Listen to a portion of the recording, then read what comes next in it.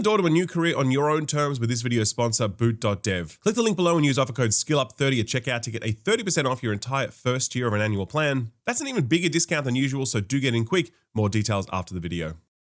Gamers, let me ask you one important question. Is your Netflix subscription active? And if you're still using your ex-girlfriend's login, is there any chance she notices and boots you off before August 27th? I ask this because just this week, Rockstar announced that our first proper look at GTA 6 will happen exclusively on Netflix on the 27th of August, 12 PM PT. That's right, ladies and gentlemen, we're officially in the territory of paywalling trailers behind subscription services. Not even Marx himself could have predicted capitalism going this far. If you were planning on just watching this on YouTube at some point, then don't worry, you'll still be able to do that, but not for 6 hours, since the gameplay deep dive will be exclusive to Netflix from 12 PM PT until 6 PM PT. Rockstar and Netflix will no doubt have an army of bots ready to troll YouTube, copy striking any channel foolish enough to serve up the trailer for those who didn't pay for it. That's not new for them, by the way, and I'm not sure if you've noticed this, but Rockstar is the only developer I know of who will claim your video's revenue if you use certain Rockstar trailers, even if you mute the audio. This is actually why we exclusively use still images when talking about Rockstar games, and honestly, I would not be at all surprised if Rockstar plans to claim the revenue for all sorts of YouTube content, both in the lead up to and after the game's release. Anyway, I'm sure this won't be the last time game publishers pull this sort of bullshit, since GTA has a bit of a habit of breaking down the barriers of convention and common sense. Do look forward to the reveal of Elder Scrolls 6 available exclusively through Microsoft Teams.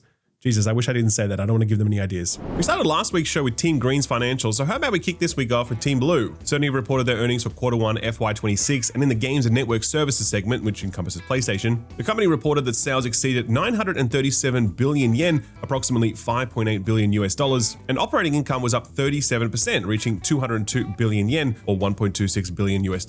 These numbers sound exciting, but the company remarked that its game sales were essentially flat, impacted by a decrease in the sale of hardware and in third-party games. They say they sold 1.6 million PS5 consoles during this period, but that's to retailers, not consumers, and a total of 66 million first and third-party games, with 82% of those being digital. That number no doubt being used as justification for Sony's disappointing decision to abandon physical media. More on that soon. So what about that 37% increase in operating income then? Well, Sony attributes that to the US tariff refunds and favorable exchange rates, and notes that income would have been higher had it not been for their investments in developing their next-gen platform and restructuring costs related to the recent Bungie layoffs. What else is likely costing them a pretty penny is that Sony are also currently dealing with a consumer class action lawsuit regarding those tariff refunds, with accusations that the company is double dipping by raising PS5 prices to account for the tariffs, then later pocketing the refunds, something Nintendo is also being targeted for. Looking ahead, the company increased its revenue forecast for the full year by 3% and its operating income expectations by 10%. It says they'd be negatively impacted by, quote, adjustments to the FY26 first-party title roadmap, end quote. That line is kind of curious. Note that Sony's 2026 financial year ends March 2027, and the only first-party titles with release dates before then are Wolverine and God of War Laufey. I guess there is a chance Laufey gets pushed back, but I think that is unlikely at this point. The only other first-party titles we know of then are For Loop,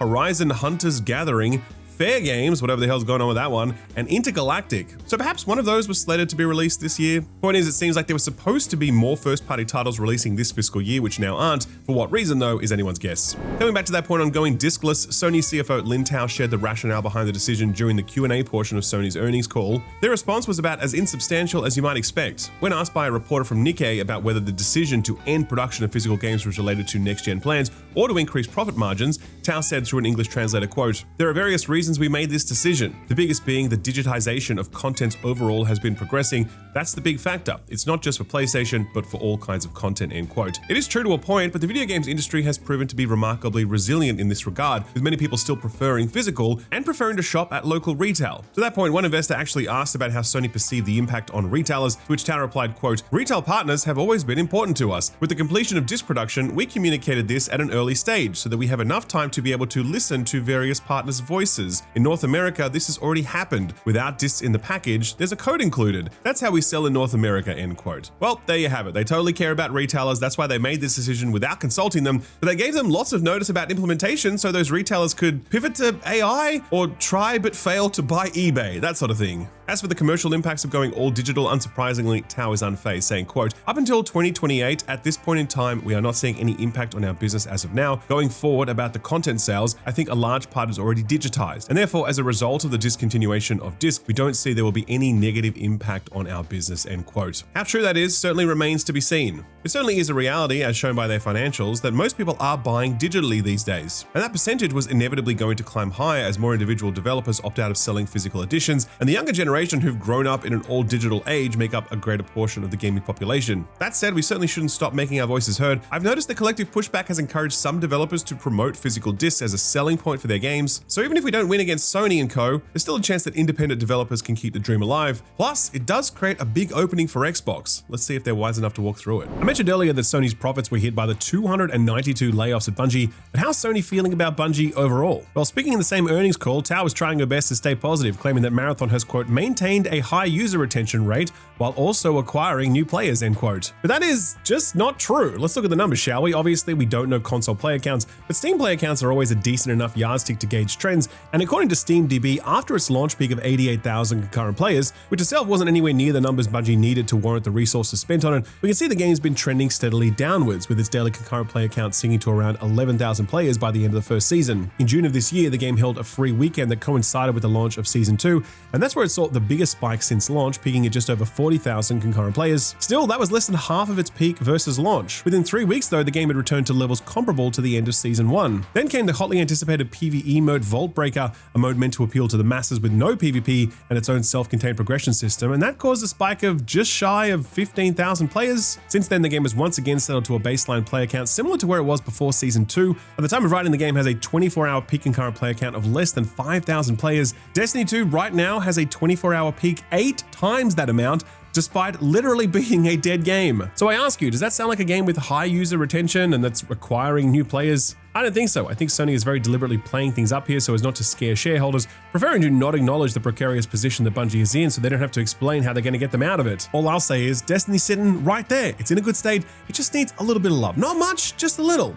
Have a think about it, Sony. While Sony is the frontliner of the show, there were a couple of notable developments from Xbox this week. You might recall that back in June of this year, Xbox announced price hikes for all Xbox Series models in response to the ongoing RAM shortage, the third price hike since the console's launch, I'll add. Well, these changes are now in effect as of August 1st, and while previously Xbox had only announced the new US prices, now we can see how the hikes have been reflected in other countries, and it's not looking good. The Xbox Series X 1TB, for example, has moved from $650 to $800, a 23% increase, whereas here in Australia, it's gone up 29%, breaking the $1,000 barrier and now sitting at $1,100. Europe appears to be hit hardest by these changes, though, as the Xbox Series X 1TB has climbed 33% from €600 to €800, but it's the Xbox Series S models where things get truly ridiculous, while the Xbox Series S5 12GB has gone up 25% in the US to $500. In Europe, it's been bumped 42% from €350 to €500, and the 1TB model has jumped a whopping 50%, going from €400 to €600. Man, remember when consoles got cheaper over time? Those are the days. Feels like Xbox have all but given up on this console generation, since there's no way they'll be able to consistently move units at these price points. I mean, this price hike makes the Xbox Series X over 20% more expensive than the PS5, with basically nothing going for it over its competitor. Like, unless you're part of that very specific demographic who doesn't have a capable PC nor a PS5, and you're in the market for a new console and are eyeing a very select number of upcoming exclusives like Gears of War E-Day and Clockwork Revolution, then the thought of getting an Xbox isn't even crossing your mind at this point. Curious to see how this pans out for them, but yeah, if Xbox was struggling with console sales before this, I imagine they're going to struggle a hell of a lot more now. What about their next console then? Well, it does have one cool thing going for it now. Remember last week when Xbox made a bunch of original Xbox games backwards compatible for the PC, and there were hints they'd eventually do the same for 360 games? Well, it's happening, probably, and not just for PC. Xbox 360 games will reportedly be able to run on PC, handheld devices, and the next-gen Project Helix console. That's according to a report from The Verge, who cited a leaked document sent to developers of Xbox 360 games. Developers will reportedly be able to opt into making their 360 titles backwards compatible, available and will retain control over things like the game's price and whether it's available on Game Pass. The Verge's Tim Warren also adds on Twitter that the process should be pretty easy for developers, writing, quote,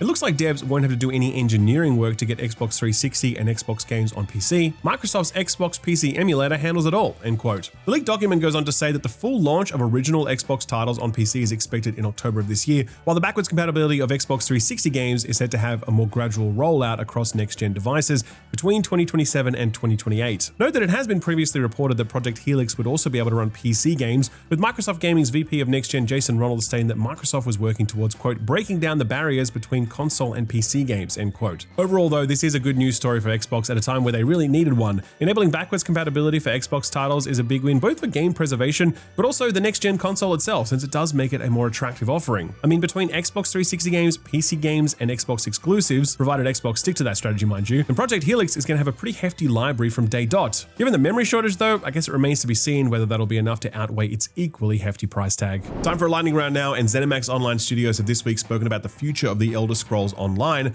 after some 200 roles were eliminated at the studio as part of Xbox's round of layoffs. The good news is that the game isn't closing shop anytime soon, it seems. Game director and co-studio head Nick Giacomini writes to the website, quote, "We've seen a lot of questions about what these changes mean for ESO, so let me be clear, ESO is here to stay, and our team is dedicated to the future of this game," end quote. The bad news, however, is that these cuts have meant the studio has needed to delay several of its most anticipated upcoming features. Giacomini says, quote, "Instead of rushing to hit a previously announced deadline, we are giving our teams the runway they need to do things right," end quote. He went on to outline what's been pushed back to 2027, things such as the Crimson Felt trial, so their next raid basically, a planned refresh to classes and combat, which hopes to smooth out one of ESO's major pain points, as well as Update 52, which is set to bring a new PvP zone and open world events. That one's been pushed back to Jan next year. As well as adjusting to a smaller team size, it was recently announced that ZeniMax Online would be working closely alongside Bethesda Game Studios on the broader Elder Scrolls franchise. So they've definitely got a lot on their plate. Let's hope ESO doesn't suffer too much as a result. Speaking of layoffs, you might recall a game announced at 2023's Game Awards called The Last Sentinel, pitched to be an open-world narrative-driven action game set in a dystopian Tokyo. While the Tencent-owned studio Lightspeed LA confirmed that it'd be laying off staff as it shifts the, quote, "creative and development direction of the game," end quote, with GamesBeat later reporting that some 80 roles would be impacted.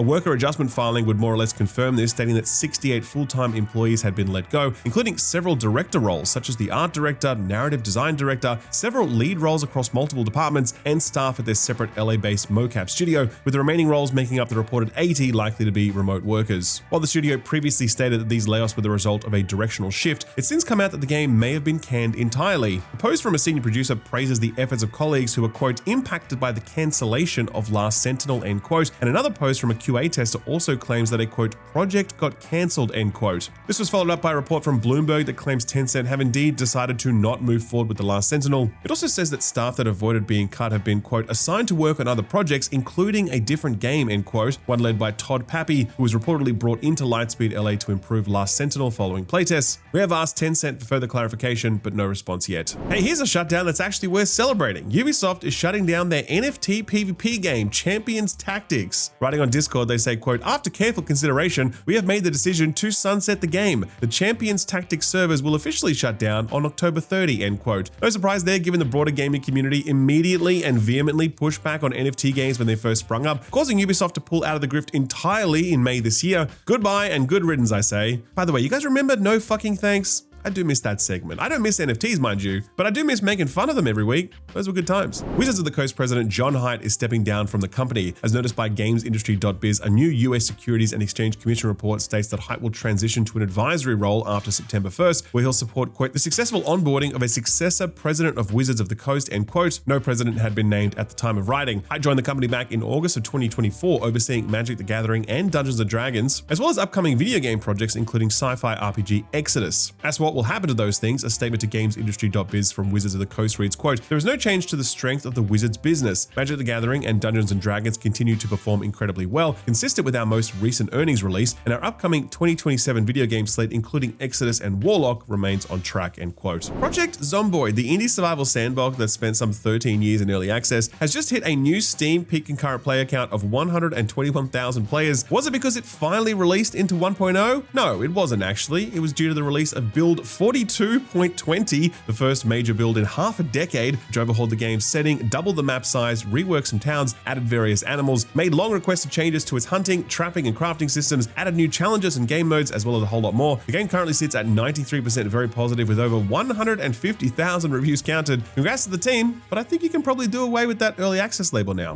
Krafton has reported record high half-year profits, largely thanks to the success of Subnautica 2. According to their Q2 FY2026 financial report, the company's half-year revenue reached approximately $1.8 billion, up 73% year-on-year. For Q2 specifically, revenue has gone up 94% year-on-year, and operating profit is up 67%. While PUBG growth contributed towards Krafton's strong financial results, the release of the long-awaited Subnautica 2 was the key earner here. The report highlights that the game has already sold over 5 million units, and that when combined with the original Subnautica and its spin-off Below Zero, the IP has already generated approximately $161 million to date. Do note, however, that Subnautica 2 has cost Krafton a lot more than it's earned, as the big winner here is actually the Subnautica 2 development team, Unknown Worlds, who after their messy legal battle against Krafton's CEO finally received their promised $250 million earnout following the game's success. Well deserved after all they've been put through. Krafton, you guys can kick rocks. Put that into your chat GPT and smoke it. And finally, also reporting on financials is Roblox, who just in this quarter have reported revenue of $1.5 billion, which is just insane. They say they had roughly 123 million daily active users for the quarter, up 10%, after being sued by LA County over child safety concerns earlier this year. They also made sure to note that 57% of global daily active users have been age checked by the end of this quarter.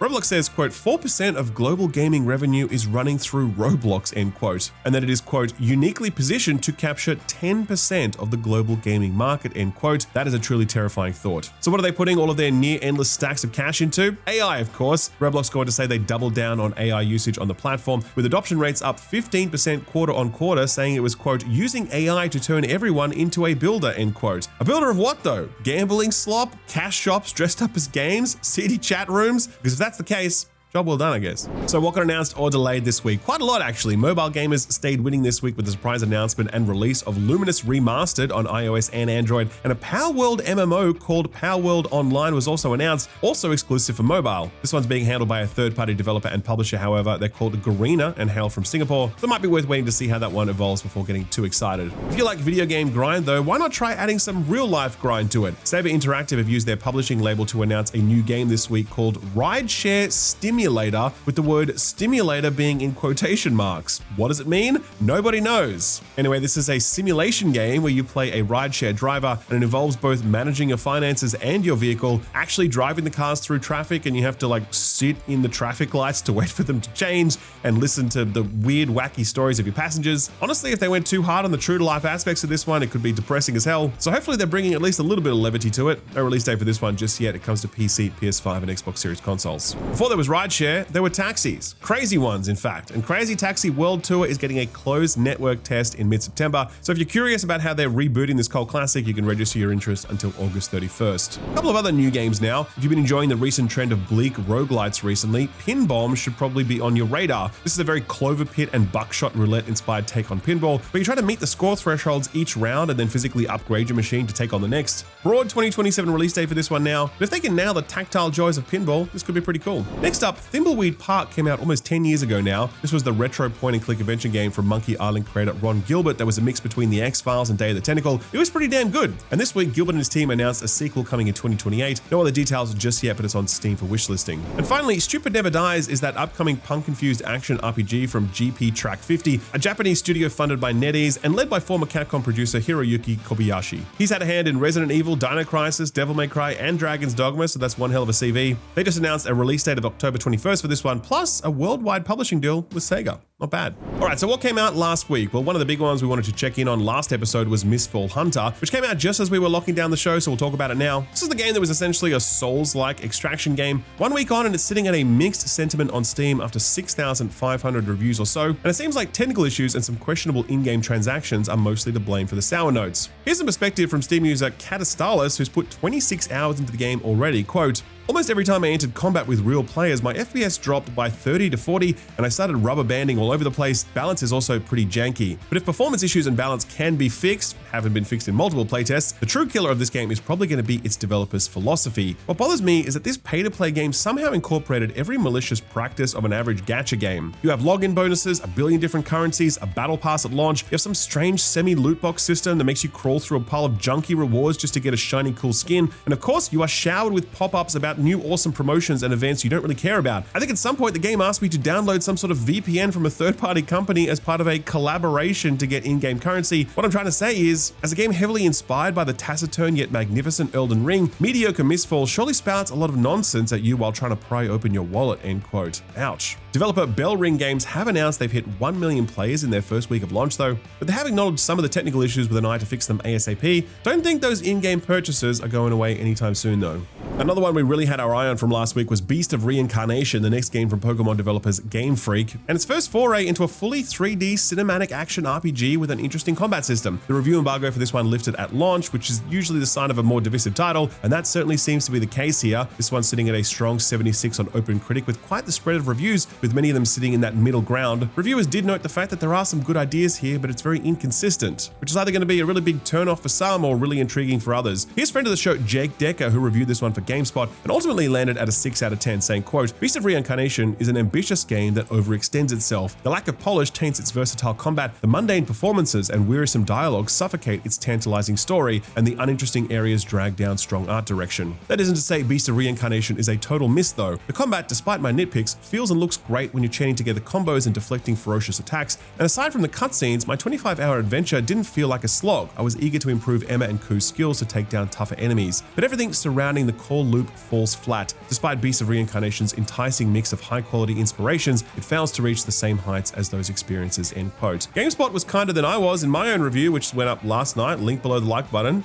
By the way, don't forget to hit the like button. TLDR, this just feels like 10 hours worth of content stretched out over 20 plus hours, and the result was an experience that felt slow, repetitive, and padded. Honestly, the single worst sin a game can commit at this point is wasting my time, and Beast of Reincarnation feels like it is deliberately trying to waste my time with its slow-paced dialogue, empty levels, and reused boss encounters. I know this is hit and right for some people, and more power to you, but for me, this is one of the easiest do not recommends I've written up in a long time, and that's honestly a real shame because I like the look of this one, and I was cheering for Game Freak to break free of their Pokemon shackles and prove they can make something truly contemporary feeling and wonderful. Sadly, Beast of Reincarnation feels like it suffers from many of the things that hold Pokemon back, and that really is just about the worst place that this thing could have landed. Moving on to some happier news now. Big Walk, the new game from Australian developers House, who made Untitled Goose Game. This one is their cooperative puzzle exploration game that we've talked about on the show many times before. Don't you dare call it friend slop. And wouldn't you know it, it's landed at a mighty 87 on OpenCritic, notably a little higher on Metacritic at 93 with a strong reception all round. Restart Run was one of the outlets that gave this one top marks, 5 out of 5. Here's what they had to say, quote, what Big Walk does that's so compelling is that it grabs that little part of your brain that is begging to be enriched by curiosity and interaction and massages it ever so gently with your friends in the background. That is not something that you can simply drop people into and hope it happens. It's meticulously crafted and planned by expert hands. It's a game about little victories and the calm, quiet space between them. Maybe you have to luck into that context a little bit, but I think that's true for any game when you really break it down. If you can put all the pieces in place for an ideal time with Big Walk, you're likely to find one of the best games of the year waiting inside, end quote. That review snippet hints at the elephant in the room with Big Walk, which I think is worth talking about a little. This is strictly a co-op campaign with a beginning, middle, and end, one that you're meant to play through together with a consistent group of friends for around about 15 hours or so.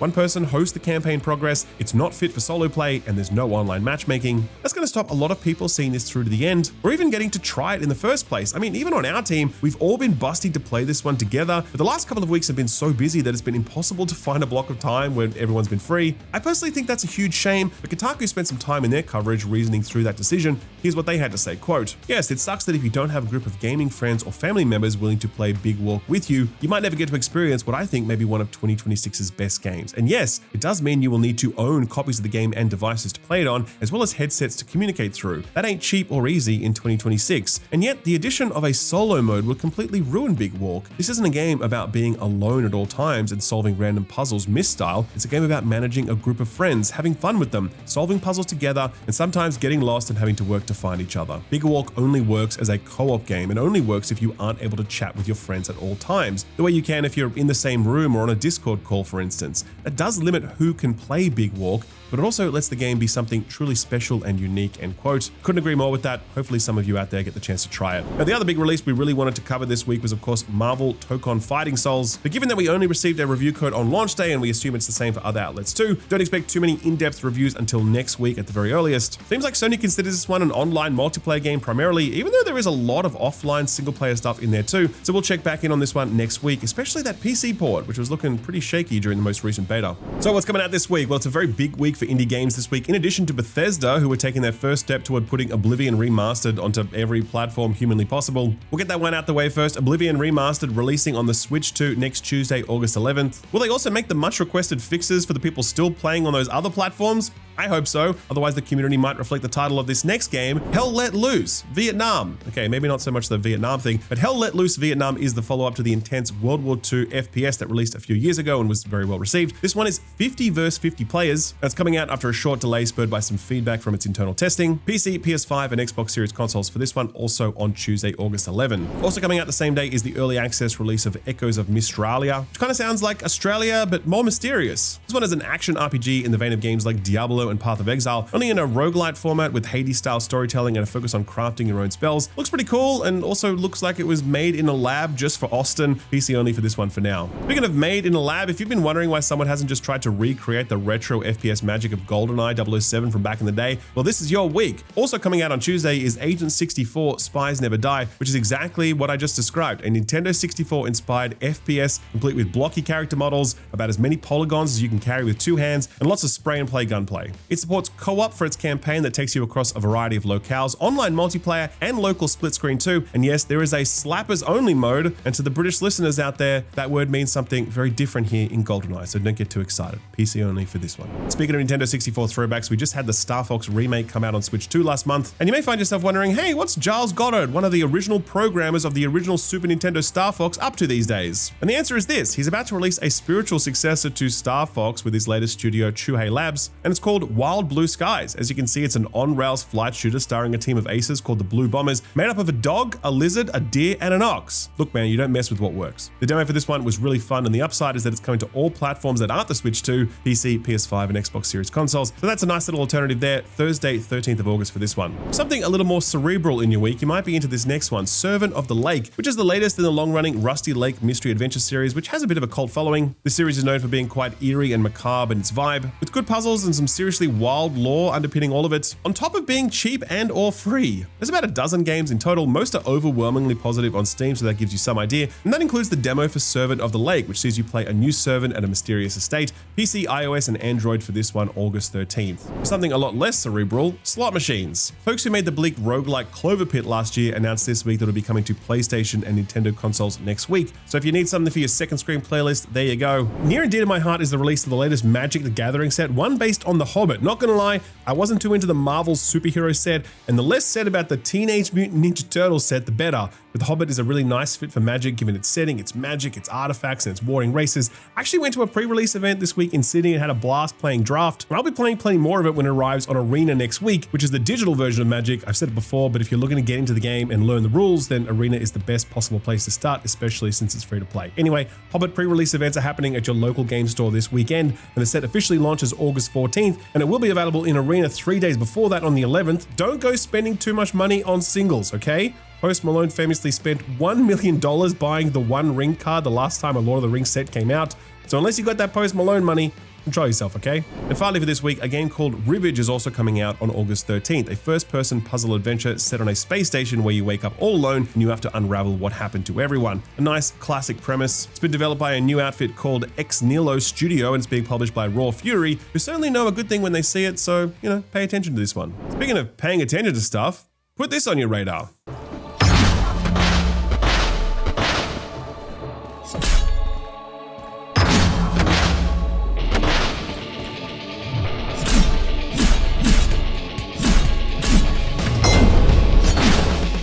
This game is called Memoirium, and it's an indie Souls-like from a solo developer named Paulo Villanueva, who hails from the Philippines. The big hook for this one is not only the retro 3D aesthetic, which reminds me of Nightmare Creatures on PlayStation 1, but the weird dreamlike world and environments that mash up modern and fantasy environments for that eerie liminal feel. There's also a focus on gear sets that change not only your abilities, but how the world and enemies react to you, rather than just pure stat shifts. Also, there's a home-based bedroom you can decorate and journal in for some reason. Why not? Definitely a unique take on this genre that's taking some big swings. And taking a big swing on this one is Outer Sloth, the publishing arm of Among Us developers Inner Sloth, who funded the development from this one to make sure it could get out to the world. Memoirium comes out next Thursday, August 13th, and if you like the look of it, we've left a link to it over on our Steam curator page, which also has links to all of the other Put This On Your Radar stuff we've recently covered. I'll leave a link to all of that below the like button. Our feel-good story of the week is pretty damn feel-good, let me tell you. Kingdom Come Deliverance is full of memorable characters, but it's pretty clear that old mate Hans Capon is stealing the show every moment he's on screen. That's due in no small part to the fabulous writing behind the character, but it doesn't hurt that the voice actor Luke Dale does a pretty incredible job of bringing this mercurial, obnoxious, magnetic scoundrel to life. Dale says that as much as he enjoys acting and performance, he's long had a desire to create something more tangible, a physical place where people can come together to build community and kinship. So he did what every English voice actor would do in that situation.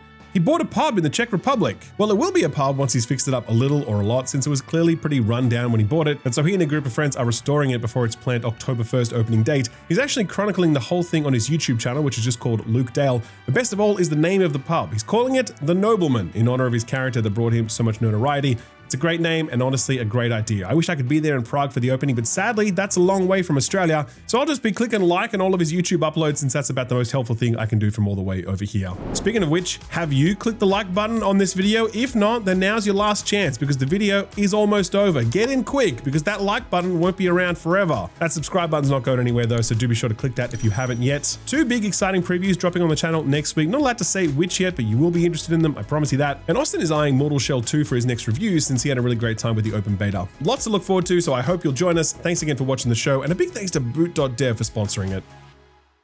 This video is brought to you by boot.dev, the best online platform for people who want to learn back-end web development by actually doing it. Here's what's happening in the world of software right now. A while back, everyone was declaring the profession dead. AI was going to take everyone's jobs. Instead, a very different story is unfolding. IBM is tripling its entry-level hires this year. Cognizant is quadrupling its US hiring. Cloudflare, Netflix, and Shopify are all increasing the number of juniors and new grads they're hiring. The jobs are out there, but there's a catch. It is the most competitive entry point in a decade, and companies have figured out that vibe coding isn't a substitute for real knowledge. Getting stuff tested, deployed, and production ready takes actual human expertise, and employers can tell the difference between those who can do it for real and those who can't. That's the entire philosophy behind boot.dev. The training mirrors the actual job, programming a project start to finish in Python, setting up and using Linux the way seasoned developers do. Get stuck and a personal tutor guides you back on track by asking the right questions instead of just handing you the answers. Boot.dev's training grounds let you grind out course challenges for as long as you need to feel confident before moving on. It's all part of Boot.dev's gamified approach, challenges, XP, and leaderboards so you can track your progress